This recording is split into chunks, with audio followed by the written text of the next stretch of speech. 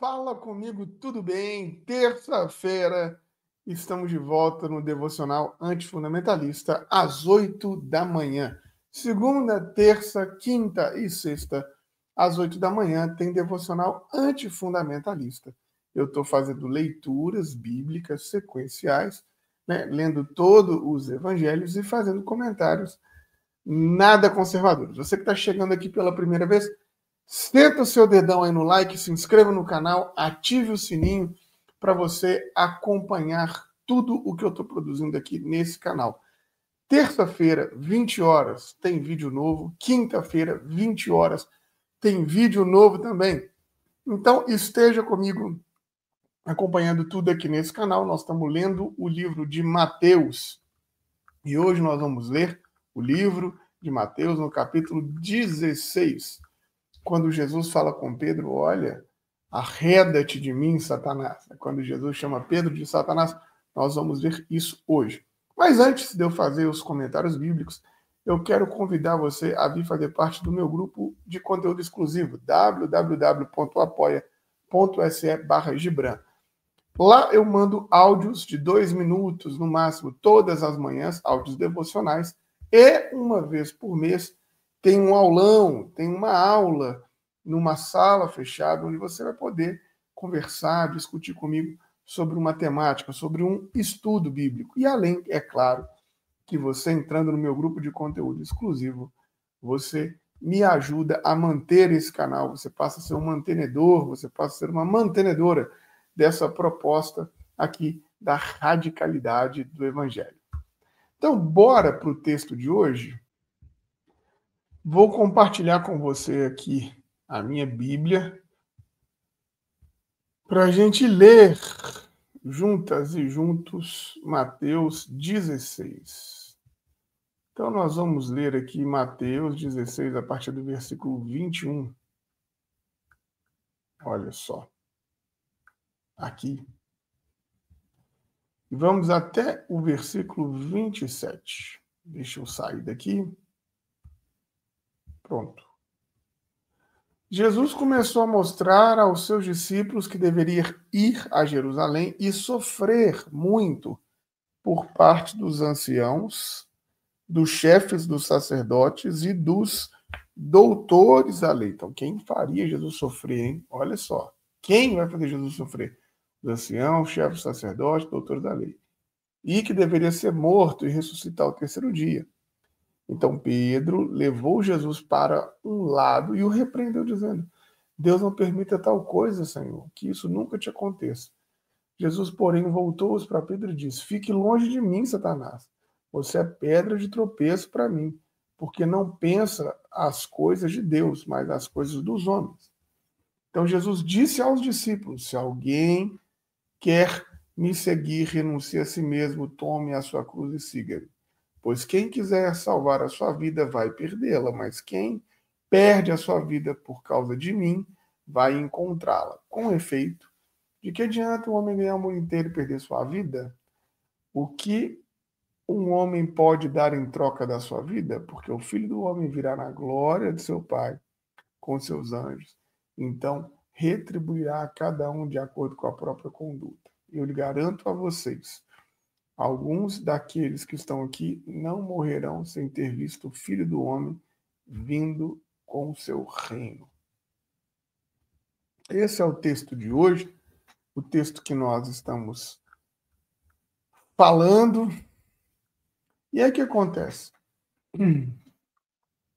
Os discípulos de Jesus acreditavam que ele era o Messias vencedor, como anunciado pela tradição. Quer dizer, quem vai lá em Jerusalém conquistar, vai tomar pelo poder. Jesus, pela primeira vez, fala abertamente para os discípulos dele o que vai acontecer com ele em Jerusalém. Então, no capítulo 16, Jesus começou a falar, uma série de ensinamentos que vai continuar ao longo, mostrando qual que era o caminho dele. Aí ele começa dizendo, Jesus, que ele deveria sofrer em Jerusalém, que ele deveria ir a Jerusalém a sofrer. Esse verbo aqui, esse verbo dever, é um verbo técnico que o autor de Mateus está colocando, que ele está falando que é como se fosse a vontade de Deus. Sofrer é a vontade de Deus. Esse verbo é uma criação que o evangelista colocou. Mas não que a vontade de Deus fosse o sofrimento, mas a vontade de Deus é que Jesus não arredasse o pé, é que Jesus não desistisse. Então a vontade de Deus não era o sofrimento nem a morte de Jesus.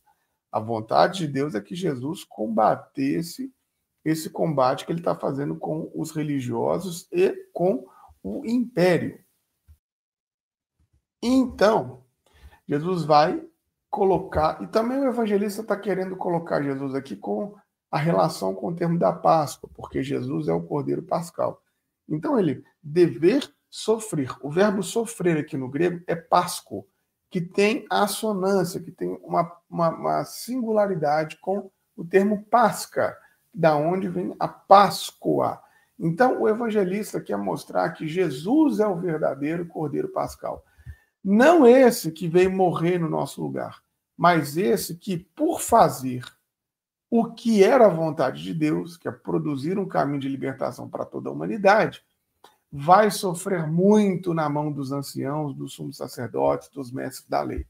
São esses os membros do Sinédrio, o órgão mais alto do judiciário de Israel, que vai matar Jesus. Então Jesus não vai ao poder a Jerusalém para conquistar, mas ele vai para ser morto pelos detentores do poder religioso. Os mais altos representantes da instituição religiosa são assassinos, assassinos do povo, assassinos dos simples, dos humildes, são assassinos de Jesus. É isso que ele está dizendo. A religião mata, né? Então, Jesus acrescenta que ele deveria ressuscitar o terceiro dia. Terceiro dia não é uma indicação cronológica, 3 dias. Não. O número 3 indica aquilo que é cheio, aquilo que é completo, a vida plena. Por isso, vai ser morto, mas voltará a viver plenamente, né? Então, Jesus disse isso, e assim que Jesus fala isso, Pedro aparece. E é curioso, Pedro nunca aparece como Simão, ele só aparece como Pedro. E Pedro é o apelido negativo, é o apelido pejorativo dele, né, que indica sempre a oposição, a contrariedade desse discípulo com o que Jesus anuncia. Mas Pedro não é só um discípulo teimoso, contraditório, que está se opondo a Jesus. Não. Pedro também representa todos os discípulos. Então ele é teimoso, mas todos os discípulos estão em oposição a Jesus. Todos os discípulos estão em contrariedade com Jesus. Aí então Jesus, depois de falar isso, Pedro o agarra, o leva para o canto, e aí Pedro vai ter resistência a Jesus, mas a palavra aqui no grego é que começou a repreendê-lo. Pedro repreende Jesus. Pedro xinga Jesus, é a melhor palavra. Esse é o termo utilizado, né? Então, para Pedro, o que Jesus disse não corresponde à vontade divina. É um pensamento diabólico, demoníaco, satânico. Por isso, Pedro usa a mesma expressão que era usada para expulsar demônios. Não que Jesus tivesse possesso, não é isso. Essa ideia de possessão demoníaca, de um espírito que toma conta, isso é coisa nossa, moderna. Naquele tempo, qualquer coisa que era contrário ao projeto de Deus era satânico, diabolos, diabólico. É o de que divide. A vontade de Deus está para um lado, você está fazendo o outro. Naquela cultura, isso era o diabo. Então, o que o Pedro vai falar para Jesus? Ele usa uma expressão dizendo assim: Jesus, que Deus te perdoe, que isso não aconteça com você. Uma expressão que era usada para aqueles que abandonaram a fé. Que Deus tenha misericórdia de você, que Deus te perdoe, Jesus. É isso o que o Pedro está falando para Jesus. Que Deus te perdoe, Senhor, que isso nunca te aconteça. Então, quer dizer, para Pedro e para os discípulos, o que Jesus está falando é muito longe da vontade de Deus. Né? Jesus está falando, olha, eu vou para Jerusalém e lá os donos do poder vão me matar. Mas eles esperavam exatamente o contrário, esperavam que Jesus fosse para Jerusalém e lá ele fosse matar os donos do poder e assumir o lugar do poder. Então, aqui existe uma coisa, né, que Pedro acha que Jesus está afastado de Deus. Por isso, Deus deve perdoá-lo. Né? Porque, até o presente momento, Jesus está pensando uma coisa demoníaca, isso na cabeça de Pedro e dos discípulos. Então, Jesus volta-se para Pedro e fala assim, vai para longe de mim, Satanás. Literalmente, vai para trás de mim, Satanás. São as mesmas palavras que Jesus usou no deserto para rejeitar as tentações do tentador. Então, aqui, Pedro é o tentador. Jesus está falando, vai-te embora. Só que Jesus não manda, Jesus não quebra a relação dele com o discípulo. Jesus dá mais uma chance. Jesus vai. Jesus diz e volta e fala assim, vai para trás de mim, se coloca atrás de mim. Não queira estar à minha frente, não queira me ensinar, não queira dizer o que eu tenho que fazer, não queira assumir o meu papel. Eu sei o que eu tenho que fazer em Jerusalém. Jesus não vai em Jerusalém para ser morto. Jesus vai em Jerusalém para confrontar o poder. Confrontando o poder, revolucionando o poder, é que os poderosos o matam.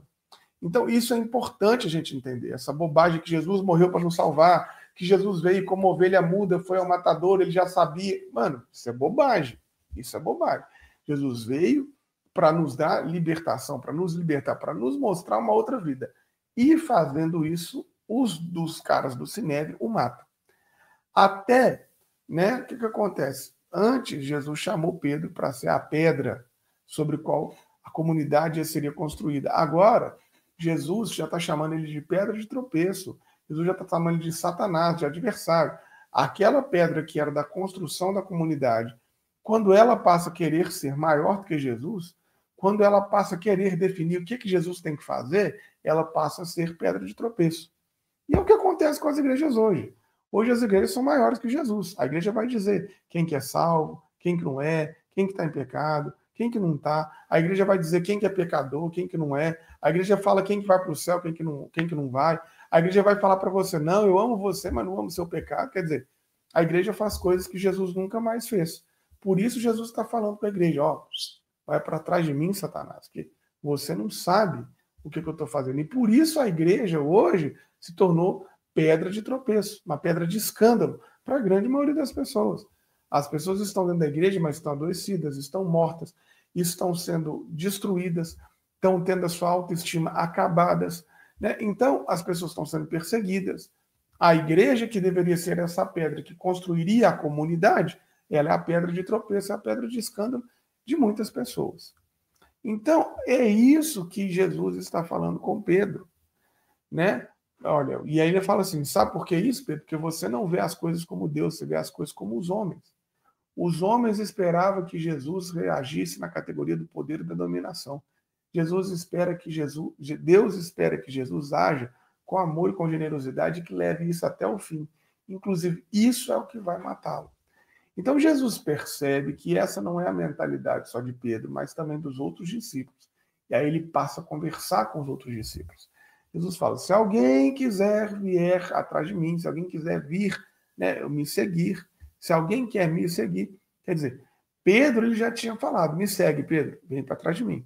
Agora ele quer fazer com que os outros discípulos entendam essa mesma condição que Pedro entendeu. Se quiser me seguir, renuncie a si mesmo. Renunciar a si mesmo não significa sufocar a própria existência, a individualidade, a pessoalidade. Não. Renunciar a si mesmo é desistir desses pensamentos de ambição, de dominação, de poder, de sucesso, de supremacia, de império. E aí ele fala, tome a sua cruz, literalmente, carregue, levante a sua cruz. A cruz não é dada por Deus, mas ela é carregada pelos homens. Quem nos dá a cruz são os próprios homens, os próprios contextos, as próprias vidas difíceis que nos dão a cruz. E aí está falando que a gente deve levantar a nossa cruz. É tomar a nossa cruz. O que é tomar? O que é levantar a cruz? Indica o momento em que o condenado deveria levantar a cruz do chão e colocá-la nos ombros. A partir daí, começa a sentença. Ele tem que caminhar para fora da cidade e ir lá para o lugar onde vai ser executado.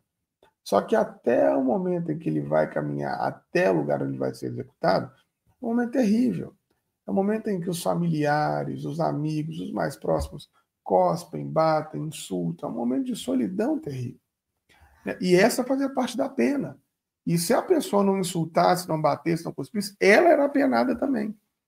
Então, tome a sua cruz, era a pena de morte reservada para a escória da sociedade. Então, Jesus está falando dos sofrimentos, das dores, que a existência humana, ele está falando do escândalo que implica segui-lo, a levar os projetos dele até as últimas consequências, vai chegar ao ponto de você ser visto como escória humana. As pessoas vão rejeitar você por conta de Deus. Os seus familiares, os mais próximos, vão te insultar, vão cuspir você, porque você está propondo um novo mundo. E quantas vezes isso acontece? Você diz, gente, por que vocês estão sendo homofóbicos?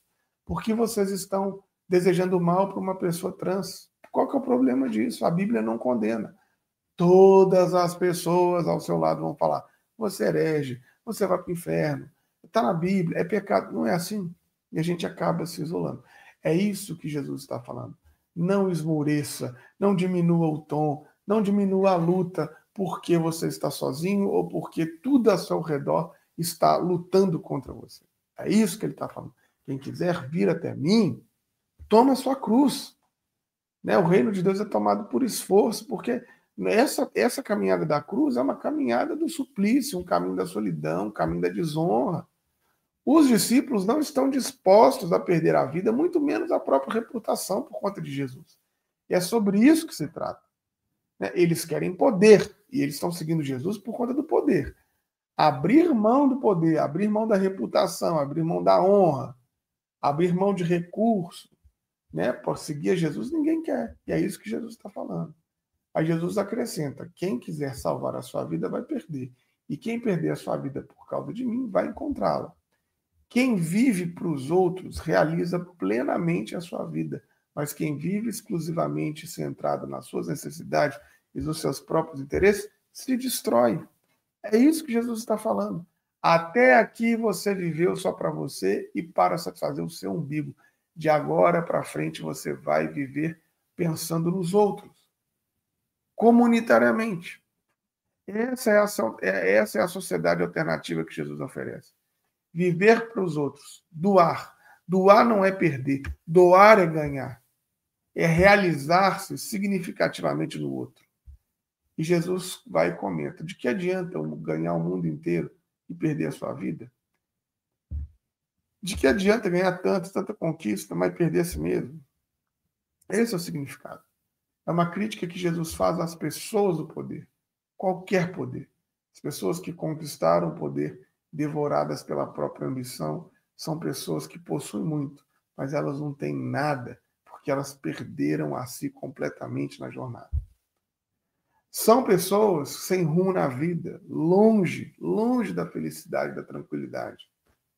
Aí Jesus vai falar, porque o Filho do Homem, Jesus, na plenitude da sua condição divina, virá na glória de seu Pai. Jesus coloca a maior honra por parte de Deus, né? E ele vai dizer assim, eles me condenaram no Sinédrio, mas isso é bobagem. A honra que eu tenho da ressurreição é maior. Então, o Filho do Homem virá na glória de seu Pai com os anjos, né? E vai retribuir todos conforme a sua conduta. O homem é avaliado pela vida que ele praticou, pelas obras que ele fez, não pelas ideias ou pelas doutrinas religiosas que ele professava. É o que a gente faz uns com os outros que determina a nossa própria existência. E é isso que Jesus está falando. Não é sobre galardão, não é sobre prêmio para ir para o céu. Não. O que determina quem você é não é o que você pensa, não é o que você sente, não, é o que você faz com o outro. Isso é que determina quem você é. O amor é o que o amor faz. E é isso que Jesus está falando para os discípulos. Meus amores, quinta-feira estaremos de volta no Devocional Antifundamentalista, às 8 da manhã, em pouco. Já se inscreveu nesse canal? Ativou o sininho? Estou com a missão, a meta de chegar nos 2.000 inscritos. Me ajuda nessa meta. Deixa seu comentário aí se você concorda, discorda. O que você gostaria, né, de comentar a partir desse devocional de hoje. Se inscreva também no meu grupo de conteúdo exclusivo e estaremos de volta na quinta-feira. Um beijo grande. Falou, valeu, simples, mas revolucionário.